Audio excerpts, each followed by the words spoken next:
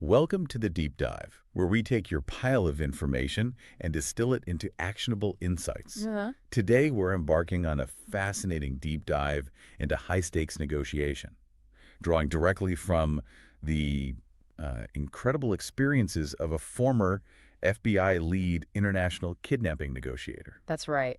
Really powerful stuff. Yeah, so forget everything you thought you knew about polite agreement and compromise, because the material we have here is about to flip your entire understanding, well, pretty much on its head. Indeed.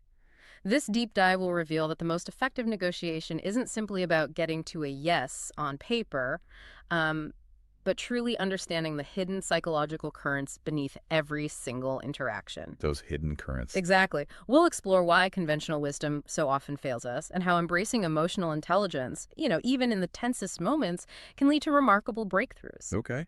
Our mission for you today is to equip you with powerful, field-tested tools to navigate any conversation, no matter how tough, and hopefully come out with significantly better outcomes. So let's unpack this. When you think about the roots of modern negotiation, most people probably picture, I don't know, boardrooms or trade agreements. Sure, yeah, that's the common image. But the path to truly understanding these dynamics actually began in life or death situations, specifically with a pivotal and tragic event in 1971 in Jacksonville, Florida. Mm-hmm.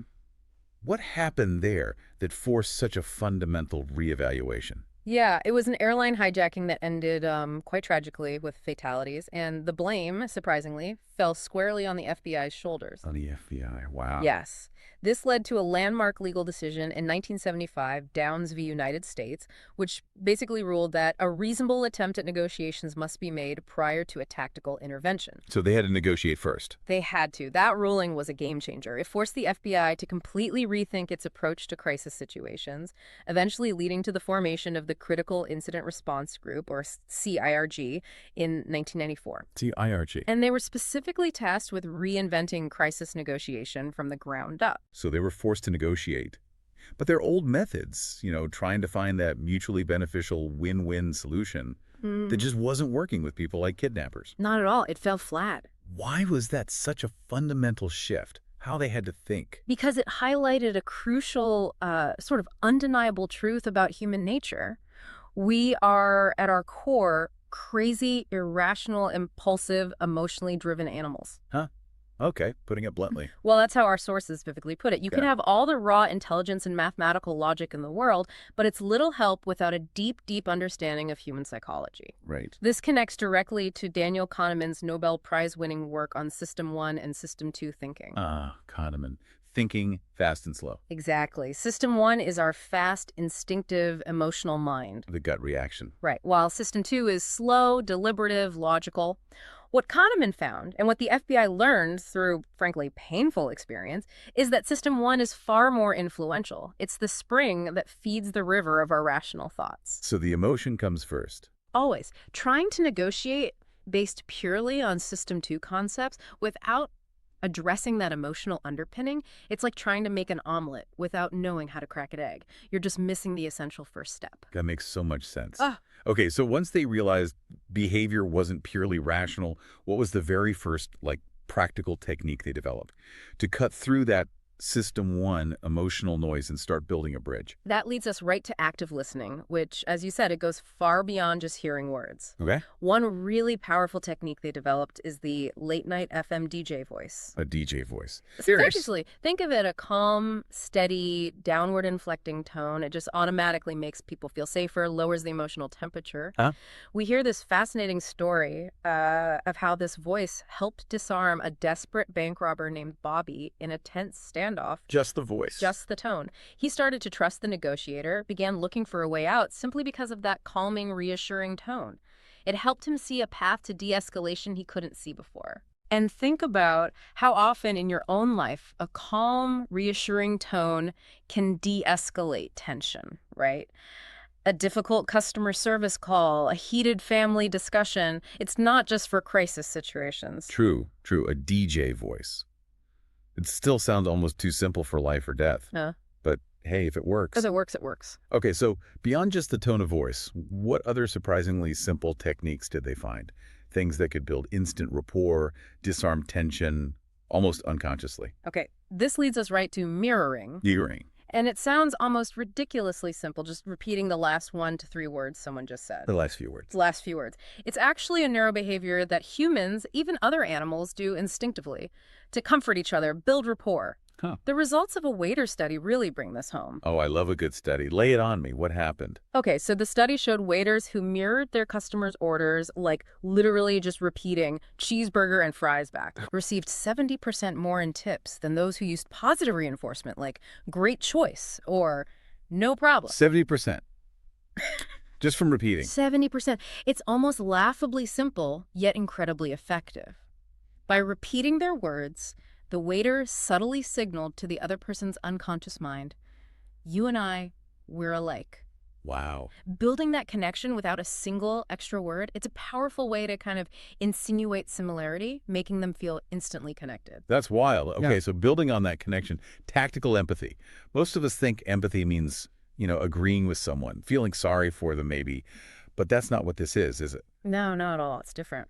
It's about seeing the world through their eyes, even if you find that perspective completely, crazy. Precisely. It's about understanding their perspective, their feelings, not necessarily agreeing with them. Okay. Understanding, not agreement. Exactly. And this leads directly to another technique. Labeling, which is basically giving someone's emotion a name to validate it. For example, saying, it sounds like you're angry, or it looks like you don't want to go back to jail. Just stating the obvious feeling. Stating the feeling you observe. This simple act helps diffuse negative emotions because it actually moves brain activity from the fear-generating amygdala to areas that govern rational thinking. The prefrontal cortex. Huh? The 6-hour Harlem high-rise standoff is a prime example. Yeah. The negotiator repeatedly labeled the fugitive's fears things like, it seems like you worry that if you open the door, we'll come in with guns blazing. Acknowledging their fear. Right, and that patience, that labeling, ultimately led to a breakthrough. Imagine using this in a heated debate, just acknowledging their frustration instead of arguing against it. Yeah, I can see that being disarming. And then there's a proactive side to this, the accusation audit. This Yeah. one really flips conventional wisdom. It's about preemptively labeling the negative thoughts your counterpart might have about you. That sounds incredibly counterintuitive, risky even. How does bringing potential criticisms out into the open actually disarm them? It works by taking the wind out of their sails. You voice their negative assumptions about you first. So they can't use it against you. Exactly. They can't use them against you. Think about the 60 seconds or she dies class exercise described in the book. Okay. Instead of just asking for volunteers for a potentially stressful exercise, the instructor started by saying, in case you're worried about volunteering, it's going to be horrible. Huh. Called it out right away. Called it right out. By labeling the audience's fears and anxieties in advance, he totally disarmed them. They laughed, and then, surprisingly, more volunteers came forward than he needed. Because he acknowledged the fear. Right. This technique makes those negative thoughts seem less forbidding once you've brought them into the open. It takes away their power because you've acknowledged them before they can even voice them. And it also builds a surprising level of trust. Okay, that's fascinating, Ed. Let's talk about two of the most fundamental words in negotiation. Yes and no. Crucial. We're often taught to chase yes at all costs, right? Get them saying yes.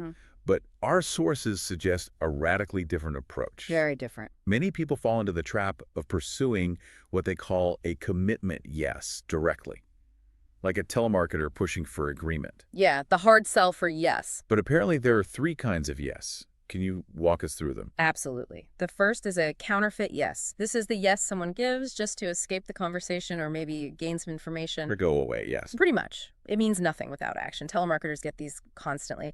The second is a confirmation yes. Just a simple affirmation like, yes, I live here, or yes, I understand. It carries no promise of action. Just confirming a fact. Right.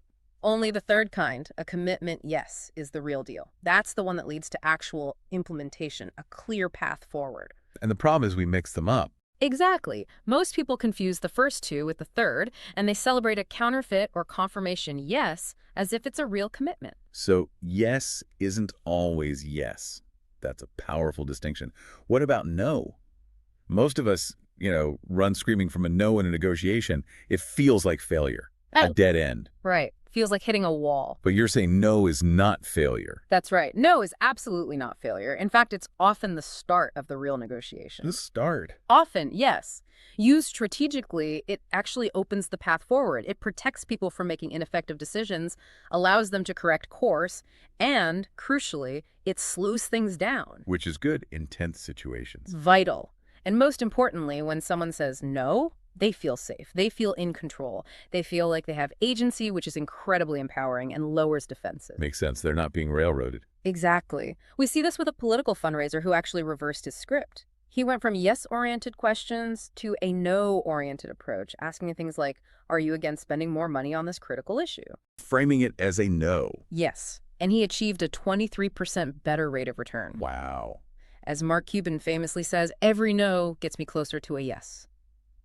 It's a liberating moment for negotiators to understand that no is not the end, but often the beginning of a genuine conversation. Okay, liberating is a good word for that. Yeah. And speaking of conventional wisdom, compromise. Ah, yes, the C word. Here's an idea that really flies in the face of what many of us are taught. Our sources say compromise is actually, well, bullshit. That's pretty strong language. It is strong language, yeah. Isn't compromise often the path to resolution, even in tough situations? It's strong, but it's used to underscore a critical point. They illustrate this with that stark one black shoe, one brown shoe analogy. Right, I remember that. If a husband wants brown shoes and a wife wants black, a compromise of one of each is arguably the worst possible outcome. Right? Not the best. Yeah, nobody's happy then. Nobody. Compromise is often chosen because it's easy, it saves face, not because it's the best solution. Most people in negotiation are driven by fear or the desire to avoid pain, not necessarily their actual goals. So we settle. We settle. The core lesson here is no deal is better than a bad deal, and to never split the difference when your real goals are truly at stake. You've got to embrace the hard stuff, the difficult conversation, because that's where the great deals, the truly optimal solutions are actually found. Okay, so if compromise is out, how do you achieve your goals without completely alienating the other side? How do you, the book says, bend their reality to your advantage? Right, bend their reality. One really powerful tool is leveraging the psychological principle of loss aversion. Loss aversion. We hate losing more than we like winning. Exactly. It shows people are statistically much more likely to act to avert a loss than to achieve an equal gain. It's a fundamental human bias. Okay. The example of the consultant who needed to pay his contractors $500 a day instead of their usual, say, $2,000 a day is a perfect illustration. Big difference. How do you manage that? He knew a direct ask would fail. Completely. So first, he anchored their emotions at 0. He described the tough budget constraints, making it really clear they were likely getting nothing. Setting the baseline low. Very low. Right. Then he leveraged loss aversion. He said something like, still, I wanted to bring this opportunity to you before I took it to someone else. The fear of missing out. FOMO. Exactly. Suddenly, the conversation wasn't about a huge pay cut from $2,000. It was about how not to lose $500 to some other guy. Clever. And the result, all of them took the deal. No counteroffers, no complaints. They feared losing what they could have had, not focusing on getting less than they wanted. That's a powerful psychological lever, all right. Mm-hmm. And what's the ultimate signal then? That you've truly understood someone. There's a moment even more powerful than them just saying, you're right. Yes, absolutely. That's right moment. That's right. It's the true sign of understanding. Far more powerful than a simple, you're right. It's that profound moment when your counterpart feels completely, deeply understood. They feel you get their situation. Yeah. We see this with a pharmaceutical sales rep. She got a doctor to say, that's right, by summarizing his deepest concerns about patients, their unique needs, the pressures he was under. So she really listened and reflected it back. Perfectly. This simple act of validating the doctor's internal struggles led to the doctor trying her product and ultimately making a sale. It completely transformed the dynamic from sales pitch to collaboration. That's right moment. Yeah. It signals real connection. And this idea of black swans, it sounds like something out of a spy novel. It kind of does. These hidden pieces of information that can change everything. What exactly are these unknown unknowns, and how do you find them? They are indeed the unknown unknowns. Those crucial pieces of information, often maybe between 3 and 5 in every negotiation, 3 to 5 minutes. that if discovered would completely change the dynamic, turn everything on its head. Gotcha. The Rochester, New York hostage case from 1981 perfectly highlights the danger of not uncovering these. This guy, William Griffin, killed his mother and another person, then shot a hostage. Terrible situation. Yeah. The police found a rambling note from him, but didn't register one critical line: "I want to die." Oh, wow. They later learned his main interest wasn't negotiating for freedom or money or anything like that. It was being killed by a cop in a suicidal act. They completely missed the black swan that would have reframed the entire situation, allowing them to approach it very, very differently. So it's like being a detective for hidden information. Ah. How do you dig these up without being, intrusive or accusatory? What are the practical ways to discover these black swans? You absolutely have to become a keen observer and, more importantly, a listener. Back to listening. Always back to listening. It's about intensely listening, asking lots of calibrated questions, especially what and how questions. How, not why. Consciously avoiding why questions. Why can sound accusatory, puts people on the defensive immediately. What makes you ask is much better than why did you ask. Good tip. It's also about reading nonverbal clues, body language, tone shifts, and even looking for insights from third parties, people on the periphery. Gathering intel from everywhere. Right? And it's also critical to understand your counterpart's religion, not necessarily literal religion, but their fundamental worldview, their core beliefs, what truly drives them deep down. Their underlying values. Exactly. This was key in the Watson standoff, where the FBI agent eventually used Watson's devout Christian faith as a key lever to his surrender. When people seem irrational, it's almost always due to hidden constraints, bad information they're working with, or other interests you don't see, not actual irrationality. So there's usually hidden logic. Usually. Right. Your job is to uncover those hidden drivers because that's where the leverage, the path to resolution, often lies. So it all circles back to understanding and ultimately ensuring actual execution. Because yes, on paper, like we said, doesn't mean much if it doesn't lead to action. It doesn't mean a thing. Is the ultimate goal less about getting a verbal yes and more about getting a clear how? Exactly. Our sources emphasize this point strongly. Yes is nothing without how. Yes is nothing without how. I like that. Calibrated how, questions like, how am I supposed to do that? Or how will we know we're on track? They force your counterpart to articulate the implementation in their own words. So they own the solution. Precisely. They own it. This is how the family of a kidnapped American in Ecuador was able to drive the ransom down significantly to an affordable amount and eventually secure his release. How do they do that? All by constantly, calmly asking, how can I do that? When confronted with impossible demands from the kidnappers. It wasn't confrontational, just practical. Making the kidnappers solve the problem. Making them solve the problem of how the family could realistically pay. It's about letting the other side feel victory, letting them think it was their idea to come up with the solution, even if it's the one you were guiding them toward all along. It builds buy-in and makes sure the deal actually happens. Okay, this is incredibly practical stuff. So what does this all mean for you, our listener? Whether it's a big business deal, a salary negotiation, or even just, a challenging conversation with your family. Yeah, those can be high stakes too. Definitely. Remember that every interaction is essentially a series of small conflicts, small negotiations. The insights from these extreme hostage situations provide a surprisingly powerful framework for these everyday moments. They really do. The core lesson, I think, is to embrace honest, clear conflict. Don't shy away from it. Don't fear the no. Right. By listening deeply, applying tactical empathy, labeling emotions, being honest about your needs while uncovering theirs, you can transform these conflicts into genuinely creative opportunities. Moving beyond just splitting the difference. Exactly. You'll move beyond mere compromise to truly innovative solutions that benefit everyone, or at least optimally serve your goals in a way that the other side can accept and implement. So the challenge for you listening is to start observing. When someone seems irrational, can you maybe pause and try to spot the hidden constraints, desires, or perhaps bad information driving their behavior?